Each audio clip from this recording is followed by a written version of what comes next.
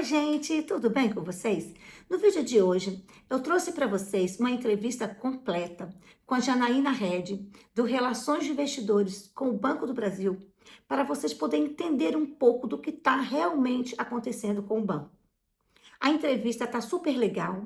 O CFO do Banco do Brasil, o Giovanni, ele explica tudo de forma bem detalhada e clara para você que é investidor ou investidora ou que ainda não investe, mas está pensando em investir no Banco do Brasil. Ali ele explica tudo que o Banco do Brasil está passando.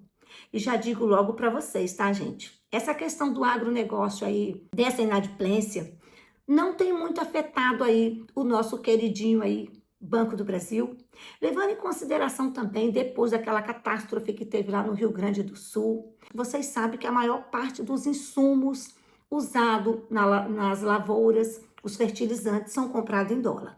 E com a taxa Selic em 14,75%, na última reunião que teve em maio com o Copom, fica difícil para o pessoal do agronegócio honrar aí seus compromissos. E com isso vem a inadimplência aí, já não é da agora, e agora aí que o banco, aconteceu isso inesperado aí com o banco. Mas eu quero dizer logo para você o seguinte, é como eu disse no último vídeo, o banco não perdeu seus fundamentos, o banco é o mesmo, inclusive ele está investindo pesado em tecnologia com a IA e também está abrindo novas agências, contratando mais de 2.000 funcionários. O banco está trabalhando para recuperar esse prejuízo aí do agronegócio. Também pudera, né, gente, um banco com mais de 200 anos de história no mercado, não é para acabar uma noite, nem num dia, ou mais tardar em um ano, né? 2 séculos, uma década e 3 anos, não se acaba assim tão de repente. Então eu vou deixar vocês aí com a entrevista completa, o vídeo é um pouco grande, e fiquem até o final da entrevista para você poder entender o que de fato está acontecendo aí com o Banco do Brasil. Olá pessoal, eu sou Janaína Stott, Head de Relações com Investidores do Banco do Brasil, e hoje nós inauguramos um novo formato de discussão e debate com a comunidade investidora. Tenho aqui comigo o Marcelo, que é nosso especialista em relações com investidores, e vou estar dividindo a mesa aqui com ele para a gente conversar com o Giovanni Tobias, o nosso CFO. A nossa ideia aqui é trazer uma conversa ampla e transparente sobre os principais itens do nosso resultado do primeiro trimestre de 2025. E aqui, Giovanni, eu acho que a primeira e mais importante questão desse trimestre é sobre a revisão que o banco está fazendo com relação ao guidance de custo de crédito, de margem financeira bruta e de lucro líquido. Então, para começar, eu queria que você explicasse para a gente um pouco do racional dessa dinâmica de um guidance colocado agora em revisão. Obrigado, Janaína. Oi, Marcelo. Um prazer poder estar aqui conversando com a nossa comunidade de investidores e falando um pouquinho dos detalhes deste resultado do primeiro trimestre. Eu gostaria de começar lembrando, quando nós divulgamos o resultado do ano passado, nós já tínhamos antecipado que o resultado do primeiro trimestre, ou seja, o balancete que estamos divulgando agora, já seria um balancete de transição, porque nós temos um evento muito importante que é a implementação da regra 4966 do Banco Central, ou seja, trazendo para a prática brasileira o chamado IFF e IS9, que é a implantação da fase 3 do Basileia 3. E tudo isso traz impactos em diferentes linhas, um impacto bastante abrangente, e junto com essa implementação, nós estamos passando por um momento específico na carteira de agronegócios. Nós já vínhamos vendo um aumento da inadimplência ao longo do segundo semestre do ano passado, que vinha exigindo um aumento de provisões, só que a partir deste ano, as provisões elas têm que ser implementadas com base no conceito da perda esperada. Nós já vislumbrávamos, por um lado, um impacto na margem financeira bruta decorrente do aumento da taxa Selic, e tivemos aí 300 pontos básicos de crescimento só no primeiro trimestre de 2025. Mas não tínhamos a exata dimensão do que seria essa inadimplência ao ser calculada a partir do conceito de perda esperada. E com isso nós percebemos que o consumo de provisão continua aumentando e ao mesmo tempo o atraso dessa carteira também continuou aumentando, perdão. Então, com base em alguns dados que a gente já está olhando sobre abril, nós começamos a perceber uma certa resiliência na estabilidade desta inadimplência. Nós sempre falamos para os investidores que nós continuaríamos a ver um agravamento de risco na carteira do agro ao longo do primeiro trimestre e começar a ver uma estabilização no segundo trimestre. Nós não fechamos ainda o segundo trimestre, mas já ficou claro para nós que o aumento da inadimplência e, por consequente, o aumento das provisões e todo o impacto das receitas dessas operações, principalmente aquelas que nós chamamos de ativos problemáticos, na nossa margem, fez com que nós, então, decidíssemos colocar o guidance dessas duas linhas em revisão. Vamos aguardar o desenvolvimento do segundo trimestre para, a partir daí, termos elementos mais concretos do que seria aí a entrega de resultado nessas linhas para o ano de 2025. E, por conseguinte, o ajuste nessas duas linhas, que são as principais linhas, tanto de receita quanto de a despesa, no caso do Banco do Brasil, faz com que a gente também coloque em revisão a linha do lucro líquido. Mas, Giovanni, detalhe um pouco melhor por que a gente optou por colocar em revisão as ranges do guidance e não já trazer um intervalo novo, mesmo que fosse um intervalo inferior. Eu acho que é importante para quem está assistindo a gente. É uma boa pergunta, Marcelo. Nós refletimos sobre isso e, sem dúvida, como eu disse, é um balancete de transição. A gente já esperava uma deterioração do agro nesse primeiro trimestre e íamos aguardar aí o segundo trimestre com uma certa estabilidade. Como a gente começou a perceber que abril já está apontando também para uma continuidade, ou seja, não fletou essa inadimplência, isso com certeza vai trazer impactos. Para a gente não trazer uma nova range menor e eventualmente ter que revisá-la, a gente optou por vamos colocar em revisão. Estamos adotando várias medidas para acelerar aí a estabilização da inadimplência na carteira rural, principalmente, para a partir daí avaliar no segundo trimestre e vermos qual que seria essa range. Mas eu gostaria de lembrar que, em que pese, você olhando a nossa entrega de resultado, nós entregamos um lucro líquido de 7,5 bilhões de reais, um pouco abaixo aí do que seria aí o esperado para cada trimestre. Nós também entregamos ali uma margem financeira bruta, que, se você for analisar isso daí, vai estar dando ali em tese perto da range que nós colocamos. O mesmo acontece também para o custo de crédito, mas a gente precisa observar como vai acontecer isso ao longo do segundo trimestre, mas eu gostaria de enfatizar aqui que nós mantivemos o guidance para as demais linhas.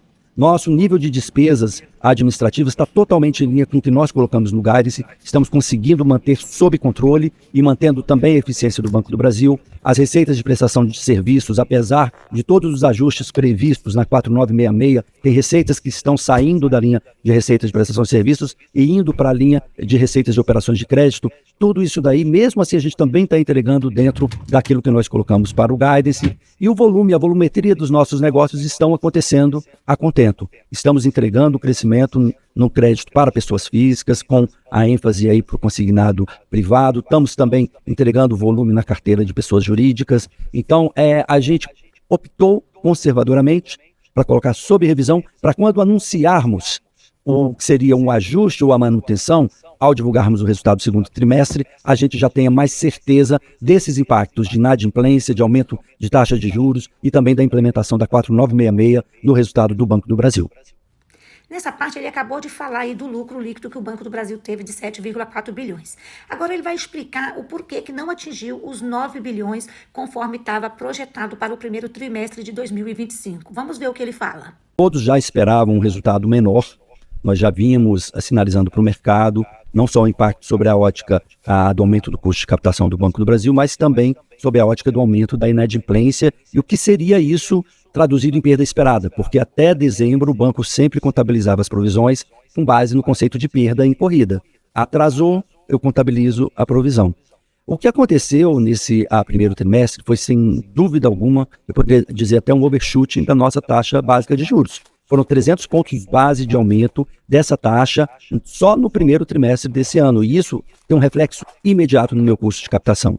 Em que pese o Banco do Brasil tenha o custo de captação mais competitivo quando comparado com os seus pares, o efeito é imediato. Eu tenho um descasamento pós-fixado no meu passivo de 380 bilhões de reais. Então imagina você aumentar em 3 pontos base o aumento dessa taxa de juros, 3 pontos percentuais, perdão.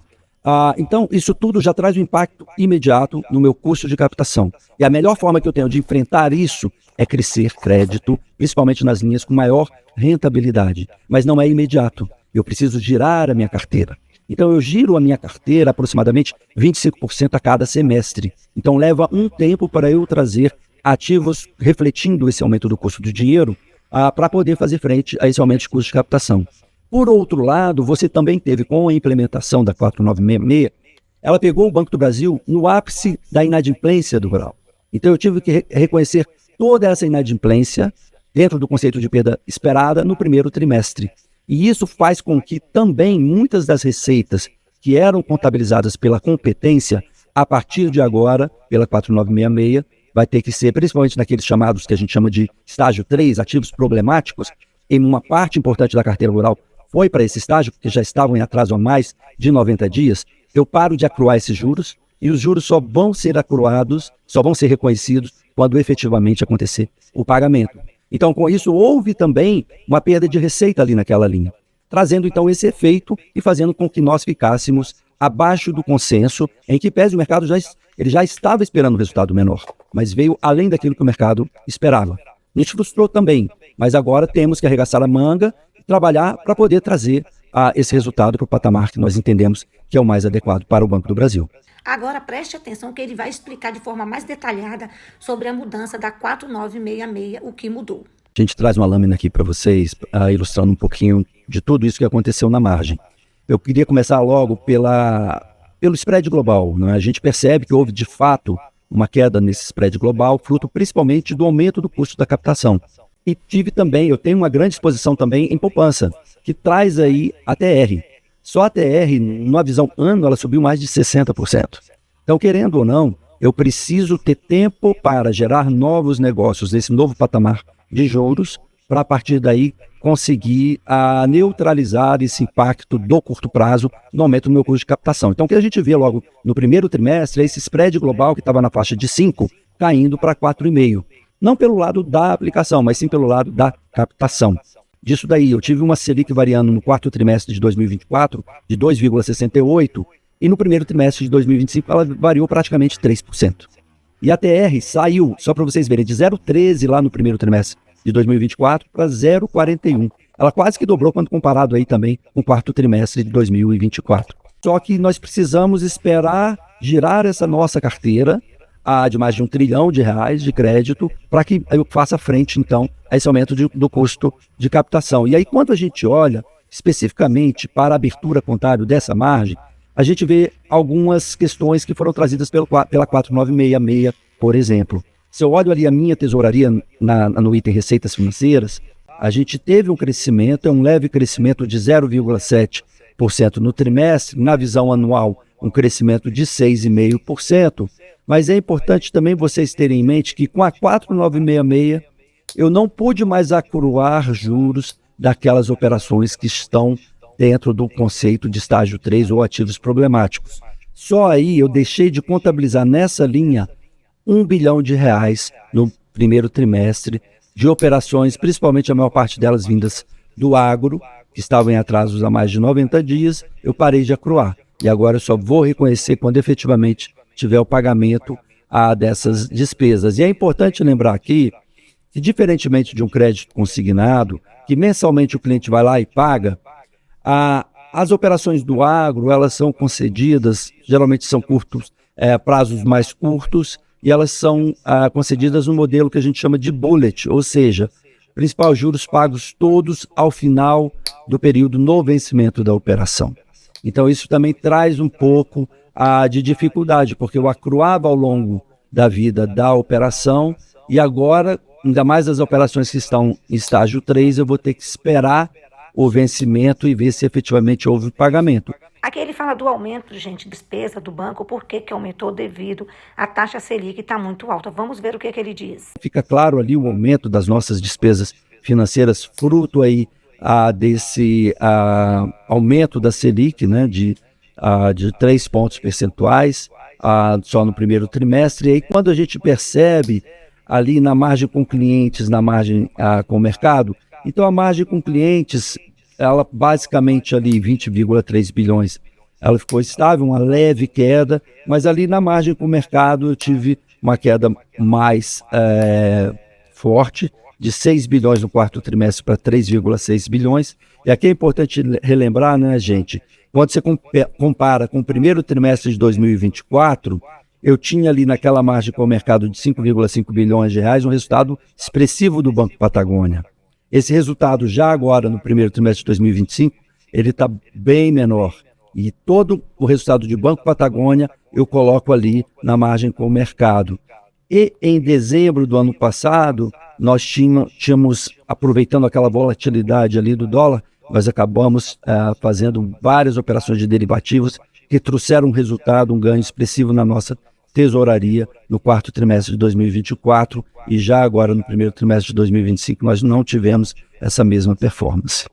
Giovanni, você comentou a respeito desse 1 bilhão de receitas que não foi acruado na margem. Você pode explicar um pouco melhor sobre esse efeito do estágio 3? Sim, claro. É importante lembrar que nós temos uma carteira de operações prorrogadas e renegociadas grande. E quando nós viramos para a resolução 4966, nós tivemos que avaliar aquelas que eventualmente seriam ou não seriam passíveis de serem classificadas no chamado estágio 3, que seriam ativos problemáticos. Então, em que pese nós termos nessa carteira operações que tinham sido prorrogadas, mas que não estavam atrasadas, elas foram consideradas como ativos problemáticos. Ao serem categorizadas como ativos problemáticos, imediatamente você para de acruar, mesmo elas não estando em atraso. Então, por conta disso, eu deixei de contabilizar ali na minha linha de operações de crédito receitas da ordem de R$1 bilhão.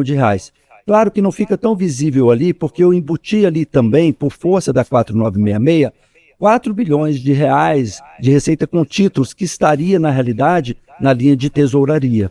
Então, aqueles 7 bilhões que você vê ali no primeiro trimestre, ele foi deduzido de 4 bilhões, então seria, na realidade, 11 bilhões e alguma coisa, ou seja, estaria em linha o meu resultado de tesouraria se não fosse essa classificação da 4966.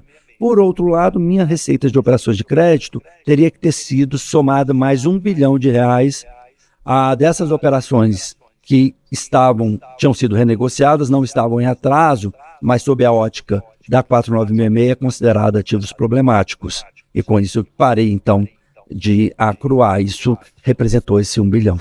E aqui também é importante que mudou a regra do stop accrual também. Assim, teve essa mudança do stop accrual, porque antes, na 2682, eu fazia o accrual até 60 dias. A partir de 60 dias de atraso, eu parava. Agora eu posso fazer até 90 dias. Realmente, em tese, eu até ganhei um pouquinho mais, 30 dias de accrual de operações em atraso. Mas isso significou R$200 milhões, não é tão relevante assim. O importante foram aquelas operações que tinham sido renegociadas e que acruavam juros, não estavam em atraso, mas pelo conceito de perda esperada e categorizando elas nesse estágio 3, imediatamente eu parei de reconhecer.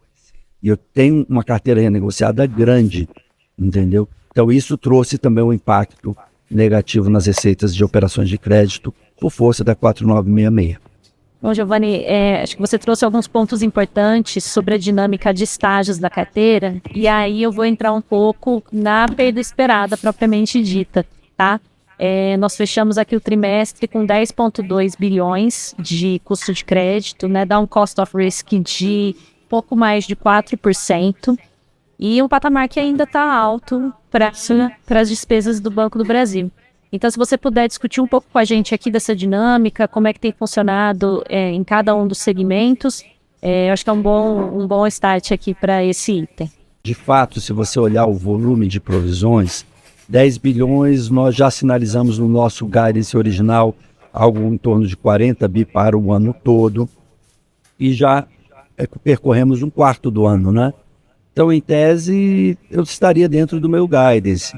Mas o que a gente tem observado é que, principalmente a carteira rural, ela vem mantendo aí uma certa resiliência em reduzir essa inadimplência. Ela continua aumentando, é uma inadimplência ali em torno dos 3%. Isso daí preocupa porque é uma carteira muito grande, são mais de 400 bilhões de reais. Não é uma inadimplência generalizada, é muito localizada regionalmente, mas aqui a gente traz para vocês desses fluxos de perda esperada na carteira interna foram 10 bi 900, né? Ali o 10,2 é a carteira já consolidada como um todo. Ali na carteira interna 10.900, vocês veem lá, o agronegócio, ele representou 5,2 bilhões de reais desse fluxo. Se nós olharmos o que foi no quarto trimestre, esse fluxo foi de 3 bilhões de reais. Então, houve em um trimestre um aumento significativo. Isso nos acendeu o alerta, porque a gente já esperava um aumento dessa deterioração, mas não nessa magnitude. Isso nos pegou um pouco assim de surpresa. A gente sabe o fenômeno das RJs e a gente tem combatido bastante essa ideia de buscar recuperação judicial. Isso é ruim para o próprio produtor, porque esteriliza ele completamente de pegar novos financiamentos no setor financeiro e ele não vai ter acesso também às linhas equalizáveis do Tesouro Nacional. Isso é muito ruim para o setor como um todo, prejudica, não é? Por outro lado, no segmento pessoas físicas, a gente tem comportamentos um pouco diferentes entre a pessoa física original e as micro pequenas empresas.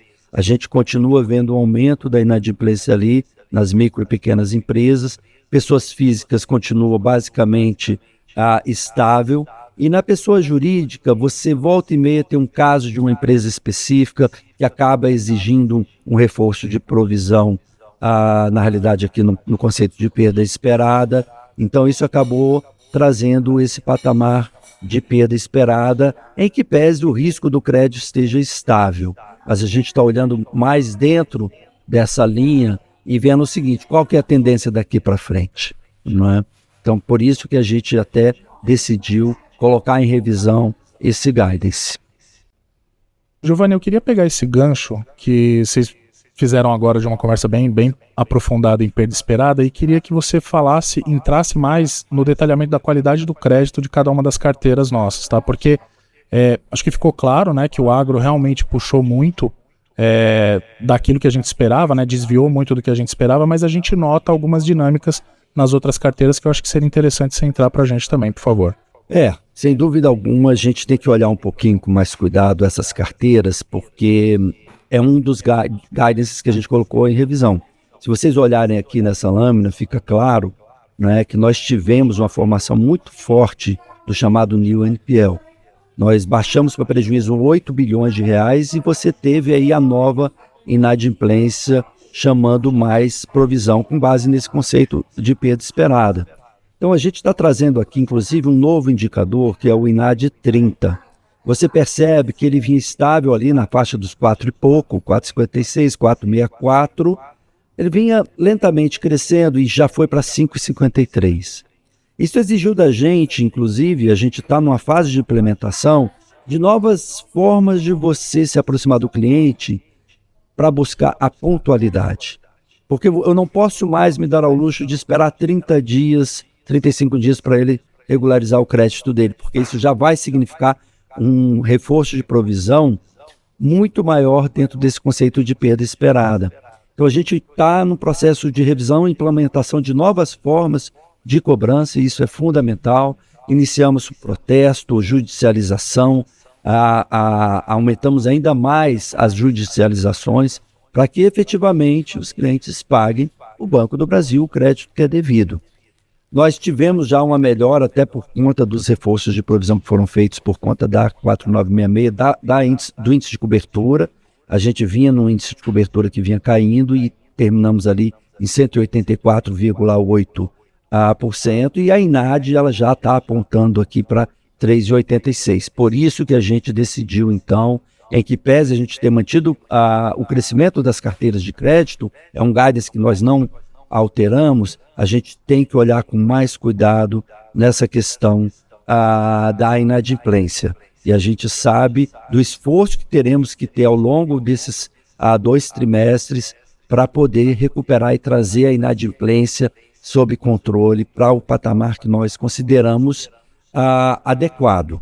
E é interessante, eu não sei se tem a ver também com uma sazonalidade do primeiro trimestre, muitos saem de férias, tem que pagar muitos impostos, contas, a material escolar, etc. e tal. a gente observou um aumento desse atraso praticamente em quase todas as linhas. Então, vamos olhar, por exemplo, pessoas físicas. Pessoas físicas, vocês veem, a gente manteve um crescimento. Nosso foco é principalmente no consignado público e agora no privado. Crescemos bastante o consignado privado. Praticamente dobramos essa carteira depois do anúncio do programa do governo. Mas a gente percebe ali no conceito de NAD 30, que é quando uma operação está no estágio 1 e pula para o estágio 2, a gente vinha ali melhorando. Chegou ali no 6,43. Ela passou para 7,33. E a gente vê que a INAD 90 da pessoa física também aumentou um pouco, né, de 4,66 para 5,10, mas a gente tem uma cobertura boa ali, uma cobertura da INAD 90 de 176,8%. Reforçamos a provisão para melhorar essa cobertura. Na pessoa jurídica, ali já é um pouco mais volátil, a gente nunca sabe quando vai aparecer uma companhia com RJ, algum problema de precisar renegociar. A gente manteve o crescimento, a assistência das grandes empresas, das micro, pequenas e de governo. Ali no segmento micro e pequenas empresas é onde a gente tem que ser mais cauteloso. A gente já está vendo ali a inadimplência próxima aí de 2 dígitos, chegando ao patamar de 10%. Então aqui a gente tem que ter muito cuidado. A gente, sem dúvida alguma, no conceito de a INAD 30, houve um aumento de 4,50 para 6, ali muito reflexo dessa carteira de micro, pequenas e médias empresas. A INAD 90 também manteve já para março um crescimento para 4,06, aumentou ali 50 bips praticamente, né, 55 bips. E o índice de cobertura, ele é um índice de cobertura bom, 190%, mas você vê ali que já houve uma queda. Agora, eu gostaria de chamar a atenção para vocês, principalmente na carteira agro, porque essa carteira, sim, ela tem um modus operandi diferente e a gente está numa expectativa de conseguir melhorar a inadimplência. A gente continuou crescendo, a gente deve entregar o plano safra que nós nos comprometemos, mas você vê que a INAD 30 ela continua no estágio de crescimento, ela deveria ter fletado ali na nossa expectativa, ela está agora em 4,11 e a INAD 90 está na faixa dos 3%. Historicamente, claro que nós tivemos um momento em que nós tínhamos uma INAD aí nessa carteira de 0,5%. Mas historicamente essa INAD flutua entre 1,5% e 2%. Então está acima do que seria esperado. E aqui que é onde a gente precisa atuar fortemente. Existe um efeito grande das chamadas RJs e é onde nós estamos atuando para poder controlar essa inadimplência e com isso voltar a ter despesas de provisão que nós consideramos aí adequadas dado o perfil de risco da nossa carteira. Giovanni, obrigado pelo overview, né, da qualidade do crédito. Acho que você trouxe muito bem a parte da MPME, inclusive, né, que o nosso próprio guidance já coloca uma arranjo um pouco mais cautelosa, mas realmente, como você bem colocou, o que desvia e que está puxando muito da atenção está no agro. Eu queria aproveitar e até para fechar essa parte de qualidade, que você desse para a gente um contexto das aberturas novas de estágio. Eu acho que é uma coisa que faltou a gente cobrir com um pouquinho mais de detalhe, porque a carteira agora a gente tem uma abertura nova, né, estágio 1, 2 e 3, as próprias perdas esperadas de cada um desses estágios, né, se pudesse comentar as mudanças para a gente, seria legal também, por favor. Esse é um ponto importante, Marcelo, porque a gente está vivendo agora, em 2025, uma transição do regramento de como reconhecer isso nos balanços dos bancos como um todo. E se você for ver na divulgação dos demais bancos, todos também estão praticamente mostrando as mesmas informações. Então, a partir de agora, nessa lâmina a gente mostra aqui, você vai olhar a minha carteira de crédito nos chamados estágios, estágio 1, 2 e 3. O estágio 1 é aquele estágio que efetivamente é o estágio que está está em dia, os clientes estão pagando. Então vocês percebem que a maior parte da nossa carteira, sem dúvida alguma, ela é toda no estágio 1. Então não é que tem uma crise específica da carteira de crédito do banco como um todo, não. Eu tenho pontualmente em alguns segmentos e por isso que a gente está atuando. Então eu tenho 976 bilhões de reais considerado no estágio 1, não é? Basicamente aí a perda esperada para essa carteira contabilizada de 6,6 bilhões de reais. No estágio 2, que são aquelas operações que começam a ficar atrasadas a partir de 30 dias, por isso que a gente passou a trazer a INAD 30 para vocês verem, E ali é onde nós temos que atuar fortemente na cobrança para pontualizar o cliente, e a gente está trabalhando nisso, inclusive, nas nossas unidades de recuperação de crédito, nas nossas agências. Eles têm que chegar lá e falar assim, olha, vem pagar, liga, vamos ser chato, vamos protestar, vamos judicializar se você não pagar. A gente precisa trazer isso para uma pontualização para evitar essa migração aí para o estágio 2. Ali eu tenho 41,3 bilhões de reais com aí um saldo de perda esperada de 9,6 bi, equivalente a 23% dessa carteira. E olha que interessante, se passa do estágio 1, que tem 0,7% de cobertura, para o estágio 2, eu já tenho que contabilizar provisões da ordem de 20%. É uma aceleração forte. Então, por isso que a despesa de provisão ela acaba acelerando muito rapidamente, né? Então, isso até dificulta a gente tentar estimar o que seria essa perda esperada. E quando essa operação vai para atraso a partir de 90 dias, imediatamente ela vai para o estágio 3. E ali, já de 20% de cobertura, né? Eu já tenho que pular para 70% de cobertura. Claro que ao longo desse amadurecimento em cada estágio, aí temos as metodologias que vão estabelecendo níveis de provisão adequadas e chamando mais provisão, para não ter exatamente esses saltos, esses dentes de 20 para 70, por exemplo, não é? Mas isso faz com que também um fluxo de perda esperada ele acaba sendo mais forte na medida em que essas operações vão migrando de estágio para estágio. Então a gente está abrindo, não tem comparabilidade, é importante dizer, tá? Porque isso é a partir de 25. No segundo trimestre vocês vão conseguir comparar com o do primeiro trimestre de 2025. Mas 2024 era outro sistema, que era a resolução 2682. Sim, e aqui também, né, Giovana, é importante mostrar que dentro do estágio 3, que é essa carteira onde a gente tem uma deterioração maior do risco, a gente tem ali 38,5% do saldo adimplente, né? Então, é uma carteira que tem operações sendo pagas em dia, sendo curadas, que estão também sendo consideradas aqui nessa forma de vir. Exatamente. Bom você ter lembrado, Jana. Não significa que todas estão em atraso, né? Mas, por outro lado, esses 38,5% que estão ali não estão acruando juros, só quando pagam efetivamente, que é aquele efeito que eu comentei lá na linha de receitas de operações de crédito de 1 bilhão que não foram contabilizadas, de operações que estavam adimplentes, mas foram categorizadas como estágio 3. Exatamente. Uma parte grande do nosso tempo hoje está dedicado aí à cobrança, a trazer essa inadimplência para baixo, mas sem dúvida alguma temos muitas coisas boas. E eu gostaria já de começar chamando a atenção para as nossas receitas de prestação de serviços. A gente já esperava, por conta da 4966, uma nova contabilização e serão diferidas ao longo do tempo de vida, mas aí é uma questão regulamentar para todo mundo. O que vale a pena chamar a atenção é para o desempenho das nossas ligadas. A gente tem crescido bastante nos nossos negócios de administração de fundos, que aí apresentou aí um crescimento de 8,6% no trimestre, trouxe aí receitas de 2,5 bi para o Banco do Brasil no primeiro trimestre de 2025. Consórcios também gerou um resultado forte para nós na parte de receitas. Somos aí o líder nesse negócio.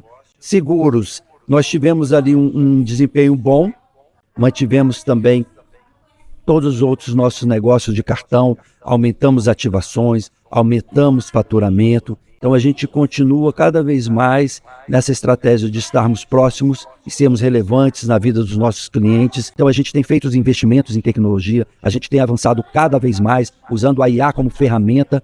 Fizemos contratação de 2.000 novos colegas para trabalhar exclusivamente na tecnologia. Acabamos de abrir um outro ponto BB ali na Farinha Lima. Vamos fazer também um outro ponto BB para a COP em Belém. Então nós temos muitas coisas que estão acontecendo e que estão cada vez mais, não só pelo lado da eficiência, trazendo uma economia, uma economicidade maior, mas também pelo lado da receita, trazendo mais negócios para o Banco do Brasil. Então, sem dúvida alguma, eu acredito que estamos passando por esse processo, faz parte, é a nova regulamentação do Banco Central, até porque, se você for olhar, a gente está trazendo aqui nessa lâmina, a gente terminou aí o nosso capital principal em 10,97, ou seja, praticamente 11%, que é o que nós consideramos como desejável, a melhor estrutura ótima aí para o nosso nível de capital. E realmente a marcação a mercado, por conta daquela volatilidade vista ali em dezembro, ela foi devolvida, então você tem aqui até 0,11, né, 11 bips aqui que foi devolvido para nosso capital principal. Nós tivemos aí 29 bips também de crescimento por conta da geração desse lucro, de 7,5 bi. Temos também já um impacto ali de 1/4 daquelas provisões que nós fizemos já antecipadamente para efeito da 4966. Nós fizemos em torno de 18 bilhões de reais, e no apagar das luzes do ano passado, o Banco Central, então, autorizou os bancos a diferirem isso em 4 anos, então já temos aí o reflexo desse consumo de capital. Primeira parcela, né? Da primeira parcela, isso mesmo, né? Então a gente entende que é um nível de capital bastante confortável, um nível 1 ali na faixa de 13,27 e o capital total é de 14,14%. Isso para nós é importante porque nós precisamos continuar crescendo os nossos negócios. Como eu disse, dada a nossa estrutura de ativos e passivos, o aumento da Selic na cabeça ela já foi implementada, você já sente. Então agora a gente precisa girar esse ativo para trazer operações com mais margem, para fazer frente e netar ao longo aí desse ano. E por isso que a gente tem colocado, e aí eu gostaria até de mostrar para vocês um resumão do que é o nosso guidance. A gente mostra aí, a gente está mantendo o guidance de crescimento dos nossos negócios de crédito, das receitas de tarifas, do controle de despesas, e a gente colocou em revisão muito mais por uma questão até mesmo de compromisso, de transparência com esse mercado. A gente sabe dos desafios que a gente tem, a gente está confiante nas estratégias que nós temos executado a disciplina na execução dessa estratégia fantástica, e a gente sabe enfrentar esses momentos como já enfrentamos no passado, e contamos aí com a dedicação de mais de 90 mil colaboradores que estão aí nos ajudando não só a gerar mais negócios, mas também buscar a eficiência e buscar a cobrança dos nossos créditos. É importante comentar, gente, que 96% dos clientes estão pagando. Isso é muito bom. E vamos adotar as medidas que a gente entende cabíveis para que a gente possa efetivamente estar entregando o valor que é capaz, que o Banco do Brasil pode entregar para os nossos investidores e acionistas. Eu confesso que eu estou bastante contente com o banco. Em momento nenhum eu desacreditei. Já vou me despedindo por aqui. Você já se inscreve, curte, compartilha. Um beijo e até o próximo vídeo.